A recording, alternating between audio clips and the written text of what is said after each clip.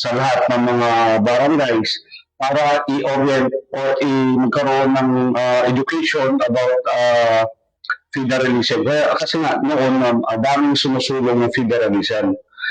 Sa ngayon lang, after nung ano sila, hindi na concentrate yun dahil yung mga tao mismo hindi alam ano ang federalism.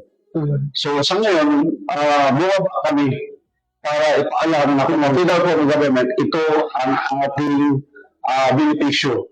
Una, yung mga taxes natin hindi na pakialaman ng nasyonal. Siguro mayroong konting certain percentage lang para doon sa nasyonal, pero almost dito na sa lokal yung pundo natin. At the same time, hindi na kailangan na every time magkaroon tayo ng programa o proyekto, kailangan natin ng approval galing sa nasyonal. Unlike mga federal from government, nasa lokal na yung decision, yung mga local executive natin na mag-decide, at sang-ayon din sa mga nasakupan kung ano yung gusto nilang priority na programa. So far, almost natapos na namin. Nasa mga 60% barangay. Sa Cebu, mayroon sa Negros, at ito ngayon, nandito sa Leyte.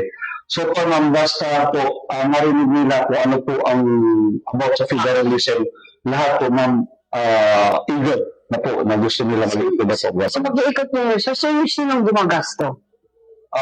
Ano po ito, ma'am? Bali, pinapresyonan po ito ng aming mahal na Governor John Tamayo. Opo, para po na, para din po sa mga mamamayan na makatulong din siya.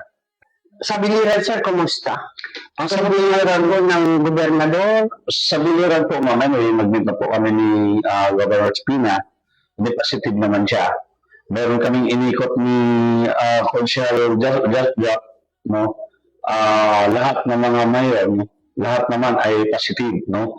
Dahil nga, yun nga, ang kanilang problema talaga, na kung mayroon kang mga hinihingi ng proyekto, kailangan mo pa ng approval galing sa nasyonal, kung hindi ka priority, mauubos na lang ang termino, yung mga executive natin, hindi pa rin magkakaroon ng mga project or ano man ang hinihingi nila dahil sa yung mga wala pang approval galing sa national po, ma'am. Kailan kayo nag-start, sir, ng campaign ninyo? Last January. This year, ma'am, yung pag-uusap namin. Sa Luzon, tapos na? Sa Luzon, hindi pa. Bali, mag-uumpisa pa lang. So, Visayas mo na? Visayas mo na. Pero sa Mindanao, almost nasa mga 75% na po kami sa Mindanao. And then dito sa Visayas, so nasa mga almost na rin, nasa 50%. So, yes, ma'am.